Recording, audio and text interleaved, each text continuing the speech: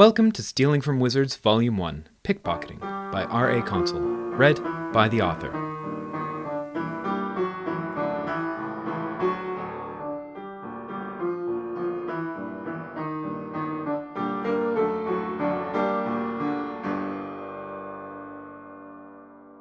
Chapter 10, Mortar and Hassle. Things got better and worse in equal measure as the weeks went on. Kuro was making some friends, but he had also said too much and been too strange in class, and many people were starting to get suspicious and wary of him. Rumors were starting to circulate, likely encouraged by the shoe thieves Seth and Bella. He was said to be dangerous, violent, unhinged, and inhuman. Students became uncomfortable around him, choosing seats far from him at dinner and avoiding him in hallways. His roommate was thankfully unbothered by the speculations. Arthur and Kuro had struck up a partnership in alchemy class, where Arthur was utterly hopeless. He had never so much as made a pot of tea at home and had difficulty keeping track of more than one thing at a time. Kuro helped Arthur brew his potions, and Arthur helped Kuro with his written homework, while Charlie provided running commentary. Arthur was also easy to spend time with. Being too shy to make eye contact or say more than a few sentences at a time, he never pried into Kuro's past or noticed that Kuro didn't look at him when he talked either. Kuro's most valuable advocate was Meredith Thrump, the half-ogre girl whom Pete had put in charge of the first-year students. She thought the idea of short, skinny, quiet Kuro being wicked or dangerous was laughable, and scolded anyone she caught giving him a sidelong glance. Being bigger and stronger than most of the high school boys, she encountered few who would actively disagree with her. Kuro also found an unexpected ally in Marie Akinwande. She was trying very hard to look and act like the students from other residences, with neat clothes and rigid posture. She was cautious to speak, took diligent notes in class, and studied constantly. Kuro guessed that she was trying to stay out of trouble after getting arrested by the hounds, and not to make the same mistakes that Kuro had in exposing himself. He was very mistaken. He found her by chance one day, down by the shore in the autumn quarter. He was well up a tree that he had climbed to get some peace and quiet when she appeared. She wandered up from the lodge and sat near the shore, watching the edge of the vale get pushed around by the salty waves of the bay. Kuro thought it best to just let her be and continued to watch the sky grow pink as the sun set over the water. His relaxation was broken when Marie stood up and started angrily throwing rocks at the edge of the vale and cursing in French. Watching the careful and reserved girl let loose was fun, and Kuro found himself smiling. He watched her heft larger and larger rocks and toss them into the frothing waves on the far side, made blurry and indistinct by the edge of the vale. She chose one that was slightly too large for her, and as she spun herself to throw it, she lost her balance and went teetering toward the edge. Before he realized it, Kuro had leapt from the perch of the tree and was dashing to catch her. He snagged the back of her cardigan before she tumbled into the water and managed to pull her back. But they were both off balance and they crumpled into a painful heap on the rocky shore, just at the edge of the vale. Marie threw him away from her and jumped to her feet. She looked the same as she had on the ferry when he'd first seen her, like a cornered animal. It took her a few moments to recognize him. When she did, she relaxed only slightly. "Kuro, you saw?" she asked. Kuro nodded. "Yeah, it's fine. I won't tell anyone." She breathed a sigh of relief and faced the shimmering silky film that separated the worlds. "What would have happened to me if I fell through?" Kuro wasn't sure, but he told her what he knew. "You'd get wet and cold for sure, and you'd be stuck out there unless you found an entrance. Probably the one we came through on the ferry is the only way back in." She backed away from the vale and turned to walk back to the forest. She stopped after a few paces, looked at the clear expanse of leaf-covered grass between them and the nearest tree. "Where did you come from?" "I was up there." Kuro pointed to a large branch he had been resting on, nearly 10 yards up. Marie stared for a moment at the tree and the height of the branch. "How?" she started to ask, amazed at the distance he had covered in such a short time. "Magique," she said with a glum realization that Kuro didn't understand. "Yeah," he said. "It's the only magic I can do. I can get the wind to catch me and throw me, but that's about it." "I cannot do anything," Marie mumbled and kicked a pile of leaves. "I think it is a mistake that I am here." Kuro laughed in embarrassment. He couldn't imagine anyone being worse at magic than he was, or feeling less like they belonged at the school. "Like nothing at all? You've never done any even by accident?" Marie fidgeted with the cross-shaped charm on her necklace and looked uncomfortable as they walked into the darkening woods. "I used to change the color of my colored pencils." "Oh, that's way better than I can do." Was that out in the Blandlands? Asked Kuro. You should be able to do it bigger and easier in the Fey realm. There's more magic here. Marie looked away and said, It scared my parents. She paused for a long time, and then added quietly, So they brought me to a priest and got me exorcised? Kuro wasn't sure what that meant. It wasn't something Father John had talked about. Does that mean you can't do it anymore? It means that I never tried, she admitted. I was afraid too. It's not real magic like Miss Crowley or Monsieur Oganov do anyway. It's just a dumb thing. I can't do any of the things they teach. Kuro remembered what it was like when he didn't think he could do any magic. How much his master had loathed him for it. How much he wished he could do something, anything, to prove that he wasn't a complete waste. He rummaged in his pocket and pulled out the stump of a pencil he had and presented it to Marie. It's something. Go ahead. I cannot. She backed away from the pencil as though it were going to bite her. It should be way easier here. Kuro tried to sound encouraging, as Miss Crawley was in class. Just give it a try. Marie kept backing up and found herself running into the huge trunk of a towering maple, slowly dropping its red leaves in perpetual autumn. She looked more like a cornered animal than ever. I don't remember how, and it won't work anyway. As Kuro tried to hand her the pencil, her hands retreated behind her, as if he were threatening her with a rabid animal. It was cleansed from me. You don't remember what it felt like? Kuro asked. Marie shook her head vigorously. Kuro put away the offending pencil. He didn't know why she was so scared, but he wasn't going to push the point. He turned to start walking back to the lodge, and an odd leaf fell at his feet and made him stop. Are you sure you don't remember how it feels? I already told you I don't, Marie said angrily. Just leave it be. Kuro bent, picked up the leaf, and twirled its stem between his fingers. Marie's eyes widened. It was purple. She turned and looked at the tree she had been pressing herself against. Its bark and every leaf on it were vibrant purple, gleaming brightly in the last light of the setting sun. From that night on, they became allies at school. Marie knew very little of the magical world, and Kuro was happy to explain the oddities and practices where he could. Marie helped him understand what he was supposed to do on assignments, and would explain difficult passages in books to him. They bonded over a mutual dislike of Evelyn, and soon found that they had become real friends. His best friend, though, was Charlie. Charlie had no time at all for the dark rumors about Kuro. I met squirrels more threatening than you, she told Kuro as her way of comforting him. She didn't care that he didn't have parents, or that he came from Detritus Lane, or that he wasn't any good at school. She never pried when he couldn't answer questions, and her only explanation for why she liked Kuro was, Us weirdos need to stick together. The pair were nearly inseparable. Between classes, they would play in some of the less carnivorous gardens outside. They would run through the halls between classes, despite comments from people like Evelyn that proper wizards don't run. In the opinion of Kuro and Charlie, proper wizards were boring. None of the proper wizards had been to the top of a bell tower in a thunderstorm. None of them had climbed cherry trees in the spring quarter to watch the dawn, or searched for the entrance to the secret labyrinth beneath the island that Charlie insisted existed. Their favorite thing to do was race. Kuro was much faster and more coordinated than Charlie, but she was much bigger than he was. She was a tangle of limbs when she ran, constantly looking like she was about to topple over. Kuro would have left her in the dust every time, except that on most days his backpack weighed nearly as much as he did. In their third week of class, something happened that helped dispel some of the rumors about Kuro, but not in the way he might have hoped. They started actually casting magic. Kuro was terrible at it. They were attempting to warm up a cup of water. It was meant to be the simplest magic there was. According to Mr. Oganov, their undirected thoughts were always being converted to heat by the magical field all around them.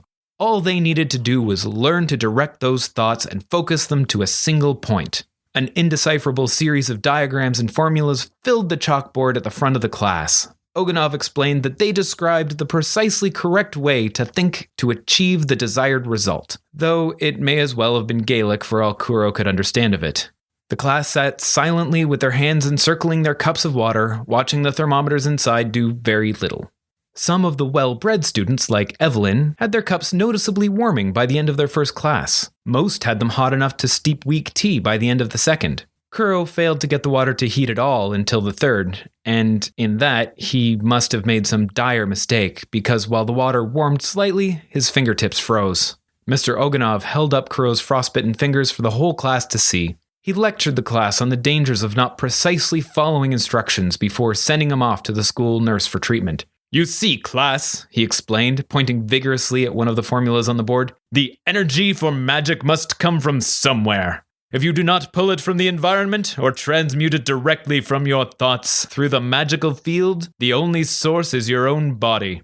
The class did not wait for Kuro to master the skill. They moved on to the next easiest form of magic, telekinesis. They started by trying to move peas, then pencils, then rings, then pieces of fabric. Oganov explained that a single point, like a pea, was supposed to be the easiest to move. A line, like a pencil, was harder. A circle, like a ring, was more difficult still, and finally, a flat surface, like a piece of paper or fabric, was supposed to be quite challenging. The hardest thing to move, he said, was a volume of liquid, as you had to keep grip of the whole of it at once with your mind. He showed off by lifting the contents of a glass of water into the air and hovering it around the room in an unstable mass. Jennifer Tanaka excitedly asked if they could use telekinesis to fly, but was shut down. "Oh, goodness no," Mr. Oganov said, waving the suggestion aside. "That's terribly dangerous. You're more likely to tear a vital organ out of place than lift yourself up.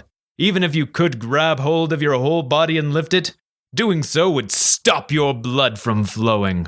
Not to worry, though. Your minds are constantly working to keep your body safe from such things. Every living thing, even Blandlanders to some extent, is constantly protecting itself from the effects of stray magic. If that weren't true, then a nightmare might turn you inside out."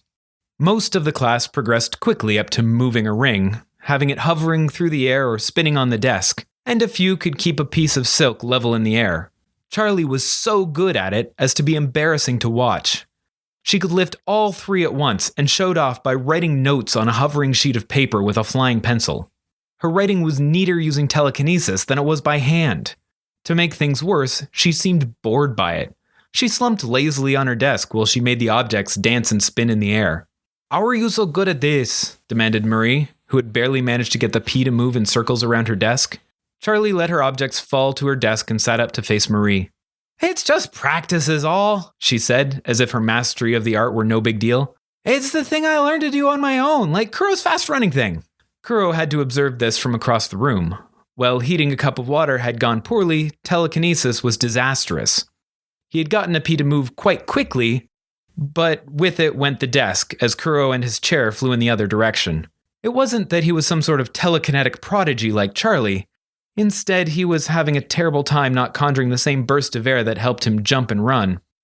After his flying desk sent Magnus Singh to the infirmary with a bloody nose, Kuro had been relocated somewhere safer. He stood, as his chair had also been taken away for safety reasons, in the corner. A mattress had been installed to catch him after every inevitable explosion of air. Others offered frequent and universally unhelpful advice almost every time he flew across the room. You just need to concentrate," said Oliver Kagan without any explanation as to how that was done or exactly what it meant. "Don't think about it too much," advised Arthur, though it was hard to sort out what too much might be, especially since Arthur hadn't blinked in minutes, he was so focused on his hovering ring. Kuro hoped that Charlie would be more helpful than the others, given her skill, but she was just as cryptic and weird. "You can't make it move with your eyes, you gotta feel it with your brain, like how you know where your bones and the chairs and the walls are." The final piece of advice came from Evelyn. She waited until Mr. Oganov was well out of earshot before strutting past his desk with a couple of her friends to offer her brand of support to Kuro and Marie. "Oh, don't feel bad if you can't do it. Your primitive mind just isn't built for such challenging things," she said, and the other girls laughed derisively. Marie scowled briefly at the trio from her nearby seat, but she kept her cool and returned to rolling her pea in circles. Kuro was not so composed. He clenched his fists and glared menacingly up at the light fixture slightly to the right of Evelyn. "I've always wondered if royal blood really is blue." Evelyn blanched at the threat and made a hasty retreat. Kuro's dangerous reputation was good for something, at least. He did not get to enjoy his small victory over Evelyn for long. The next day was their final test on telekinesis. Mr. Oganov brought them all out to the lawn just in front of the school, where he had covered something in a large silk sheet. "For your final assignment, you will have a chance to try out a magical transport of your choosing," he said as he waved his hand towards the sheet with a flourish. "It burst into 1,000 silk butterflies that fluttered away, exposing a broom, a carpet, and a giant mortar beneath. He paused to let the excitement in the class die down. Magical transports are enchanted so that they should be no more difficult to move than what you have been working with in class. The broom! He lifted the sturdy stick with stiff sorghum bristles lashed to it. Should feel no different than a pencil. He moved on to the mortar, a heavy hardwood bowl with a silver rim and a broad base. You should be able to move the rim of the mortar like you did the rings in class. Don't be fooled by the weight of it. The enchantment should make it feel no heavier than what you're used to. Finally, he displayed the carpet to the class as though he were trying to sell it. It was plush and soft, with intricate designs worked into it. The most challenging of the three is the flying carpet. I wouldn't recommend trying this one unless you were quite comfortable with the silk in class. Now, line up in front of the one you'd like to try. There was a mad rush to be first in line. The broom was the most popular by far, as it was the easiest and most fashionable. Those looking to impress piled up by the carpet. Despite being the most comfortable to ride in, giant mortars were seen as old-fashioned, so only a couple people chose that. Kuro decided that it didn't matter which one he failed to move, so he got in the shortest line to get it over with quickly. To Kuro's surprise, he found Charlie at the front of the short line. He'd expected her to go to the carpet, as she was the best in class, but she climbed into the oversized bowl eagerly. Kuro guessed that she just liked it because it was the weirdest. She nestled down into it so only the top of her head and her excited eyes could be seen above the rim. At my signal, lift off, fly once around the fountain and come back. You'll be evaluated on your stability and precision in your landing. Oganov snapped his fingers, and a sound like a crack of thunder came out. The first three lifted off. Leif Iverson from Wertheim shot out ahead of the rest on his broom, though he failed to lean into the turn enough and nearly fell off as he rounded the corner. A Summerhill resident, Veronica Langston, inched her way shakily around the course on her carpet, mere inches from the ground. Charlie seemed oblivious to them both, and flew at her own pace, smiling placidly as she reclined in her wooden bowl. She landed casually right in front of Kuro and poured herself out of the mortar like a marionette whose strings had been cut. She grinned at Kuro as she found her feet. That is super fun, she said as she slapped him encouragingly on the back. You're gonna love it. That seemed incredibly unlikely. Not only did he doubt that he'd be able to get the mortar to move, he'd accidentally ended up in the same group as Evelyn. She was stepping proudly onto the carpet while tying her hair back as though she would be flying so fast she would need to keep it from blowing in her face. Before their entirely opposite displays of skill could be performed, though, the third in their trio shot off without warning. Charles Tewkbury III let out a yip as though he was goading a horse to get moving and sped off towards the forest. Oh, good grief, Oganov rolled his eyes. There's one every year. Stay put, I'll be back in a jiffy. He swept his cape off, threw it at his feet, and stepped onto it. Given the lack of warning against such behavior and how ready Oganov had been to give chase, Kuro suspected that the teacher had been hoping for an opportunity to display his own skill and remarkable cape. Evelyn turned on Kuro, relieved of her supervision and reason to be pretending to be civil. What are you even doing in that bowl? We all know you cannot fly. Are you hoping that an ogre will come with a matching pestle to grind you down and make his bread and put an end to your shame? Her gaggle of cronies laughed along with her, and Kuro did his best to ignore her by slouching down into the bowl of the mortar. Oh, like, you're so great, stuttered Oliver Kagan, jumping to the defense of his fellow lodger. I bet you're no better than Veronica. Evelyn sneered dismissively at the insult. She thrust her nose haughtily in the air, planted her hands on her hips, and began to rise. The carpet stayed flat as a board and perfectly steady as she rose nearly 10 yards into the air, standing like a statue of a triumphant hero. Is really quite a trivial thing for anyone with any skill whatsoever. With Evelyn proving herself so effectively, the other lodgers turned on Kuro to do the same. Are you going to let her talk to you like that? Asked Sean Cassidy. Obviously he was. He hadn't much choice in the matter. Go on then, urged Jennifer Tanaka. Show her what you've got. Kuro wondered if any of them had been paying attention in class. He was already showing them what he had. Nothing. Their urging did not cease, however, and just to make them stop, he decided to try. At least they would go back to ignoring him after he had embarrassed himself. He did his best to still his mind, feel out the silver rim of the mortar, and pull it skyward. As expected, it did not work at all. Like always, the air exploded beneath him. Unlike in class, though, the explosion was contained by the bowl of the mortar and directed skywards. Kuro shot up into the air faster and farther than he'd ever jumped. Kuro arced up and over Evelyn on her flying carpet. As he began to fall, he reached out and grabbed a tassel on the end of the rug to stop himself plummeting back down on top of his classmates. The class below him whooped with approval, as though he'd planned it all. He pulled himself up onto the rug and waited for Evelyn to insult him. She didn't do anything of the sort, however. All she managed was a tight squeak of a command, "Get off!" She hadn't moved from her heroic pose, but from up close, Kuro could see that it was a front. She was concentrating hard and visibly shaking. His additional weight was unbalancing the carpet, and in her struggle to keep it steady, they were rising quite fast. Magic carpets, brooms, and the like were enchanted to drift gently to the ground if their drivers lost focus. Otherwise, witches and wizards would be falling out of the sky constantly. Besides, he had jumped from nearly this high before, so he wasn't too worried about crashing. "I thought this was easy for anyone skilled like you," he said, bouncing a little on the balls of his feet. Evelyn was not so calm. Rather than holding the carpet firm in the air or releasing her control and letting it drift slowly down to the ground on its own, she overcorrected. The little ripples Kuro had made became bigger and bigger. In her panic, Evelyn flipped the carpet, sending them tumbling earthwards. A peaceful stillness filled Kuro as the pleasant and familiar sensation of weightlessness swept over him. He watched above him as the rug stilled itself and began a slow and safe descent of its own. He saw the distant form of Mr. Oganov stop chasing Charles and begin racing back in a vain attempt to save the falling children. He watched the other students on the ground beneath them scattering away like frightened ants. He saw Evelyn, who did not find the experience nearly as calming, screaming and thrashing as they fell. Kuro rolled over like a cat and let his magic build up a cushion of air beneath him so he could land softly. Evelyn did not look like she knew how, though. Falling from great heights was apparently something else that proper witches and wizards did not do. She had completely come apart. If nothing was done, she would probably break every bone in her body on impact. Kuro felt for a moment that she deserved it, that she could do with a couple broken bones. His heart wasn't in it, though.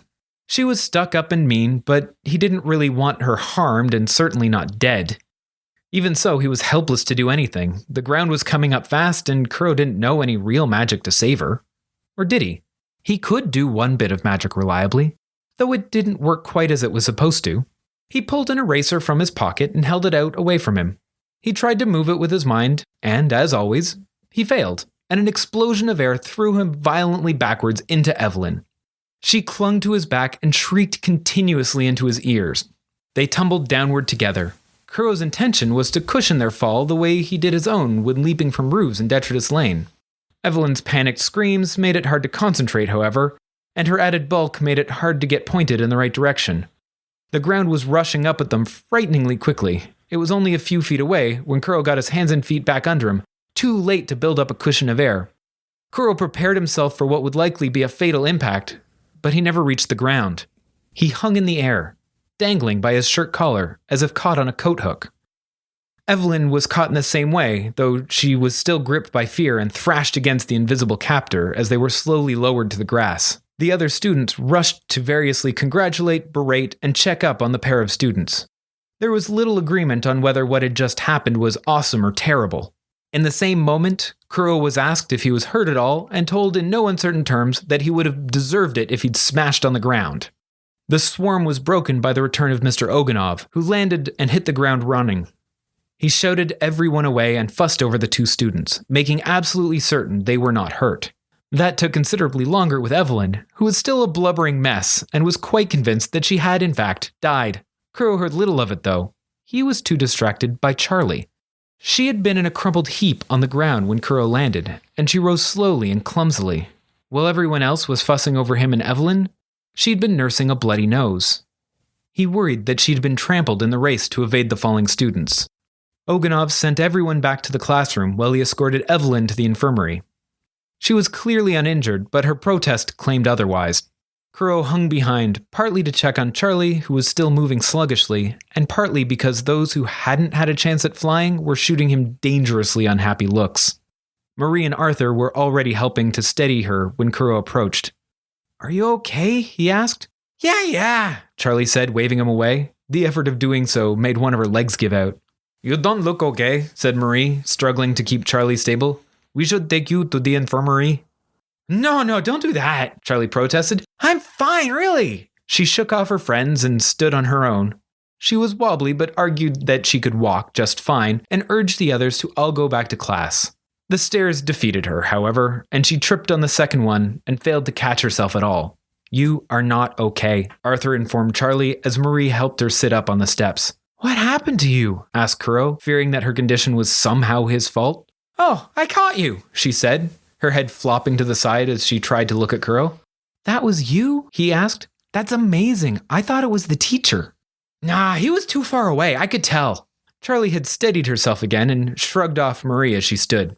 "I'd have got you sooner, but you kept moving around and other people are slippery. It was hard to get a grip. Evelyn is heavier than she looks. You're not, but still kind of heavy." "Thank you," was all Kuro could think to say. He didn't have the words to express his gratitude for not being smashed like a bug under Evelyn. "But why did you fall down? Why can't you walk properly?" Charlie pouted and looked away from the others. "Promise you won't tell anyone?" They all agreed readily and leaned in, curious what Charlie might consider a secret worth keeping from them. Charlie had to chew on the words a bit before she could get them in order and out of her mouth. "I'm paralyzed," she said at last, so quickly that Kuro had trouble understanding the words. "You're what?" "I'm paralyzed," she repeated, now looking ashamed and fearful. "The neck down. I broke my neck when I was little." Something didn't quite add up about her claim. Kuro didn't know a lot about being paralyzed, but Charlie did an awful lot more moving around than he thought should be possible if she were telling the truth. "But," he managed to say before Charlie cut him off with more explanation, "I pretty much can't move without magic. I had to learn to do telekinesis on myself to get around at all, and I can't feel much of anything on my right side and only bits and pieces on my left. Standing up and moving around isn't so hard anymore, but I can't do that and also catch you, so I fell down. And you're heavy, so my brain muscles are kind of tired. Maybe sprained. Can you sprain your brain? I hope not. I need it for walking." Kuro was still puzzling together what Charlie was saying. Arthur was much faster at sorting it out. "So that's why you're good at telekinesis?" Charlie brushed off the compliment as if her skill were nothing special, but Arthur wouldn't have it. "Mr. Oganov said that it's very dangerous to use it on your body. How do you do it?" "I don't know, I just do," answered Charlie. "I was really young when I started doing it. I guess I was too young to know it wasn't supposed to work. At first I just turned pages in my books, then I figured out how to move my bones the same way. Pretty soon I was walking again, sort of." Arthur continued to pry. "Can you fly?" Charlie shook her head. "No, I tried that once. It hurt a lot. I don't think my bones are supposed to hold things up like that. I guess I could do it by lifting my clothes up like I did today to Kuro, but it kinda sucked too." Marie interrupted Arthur's interrogation with her own. "Is that also why you fall down every time you get surprised?" Charlie nodded, her face flushing with embarrassment. "And why your handwriting is so bad?" Another nod. "And why you never unbutton your shirts or untie your tie? And slide off your chair when you get distracted and don't move at all on the ferry outside the Vale?" "Yeah," she mumbled. "All that stuff." "And why you never pick up your clothes from the floor?" Marie asked of her roommate with a half smile and a raised eyebrow. Charlie's expression shifted quickly from one of shame to evasive guilt. "Oh yeah," she agreed vigorously. "Definitely that too." Marie stormed up to Charlie, scowling, and gave her a stiff flick on the forehead. "Why did you not tell me? I would have helped you." Charlie pouted and rubbed the sore spot where she'd been flicked. "I don't need any help. I'm fine. People treat me like I'm fragile when they find out. I'm not fragile. I'm less fragile than all of you since I'm already broken." It sounded like an argument she'd made many times before. "I can do anything you can do." Marie laughed. "You can do a bunch of stuff we can't do." That relaxed Charlie a little. "Promise you won't get weird now that you know and you won't tell anyone?" "Of course not," said Marie, giving Charlie's shoulder a squeeze and staring pointedly at Kuro and Arthur until they agreed as well. "Yeah, no problem," agreed Kuro once he'd caught on. "Sure," said Arthur. "Everyone has secrets." Thank you for listening to Stealing from Wizards. If you liked our show, please consider rating or reviewing on iTunes. If you want to support this podcast or just can't wait for the next chapter, the full book is available on Amazon, Kobo, and Indigo. Our theme music was written by Camille Saint-Saëns, transcribed by Franz Liszt, performed by Rebecca Verdun, and used with permission. This episode was produced by Jim Tigwell.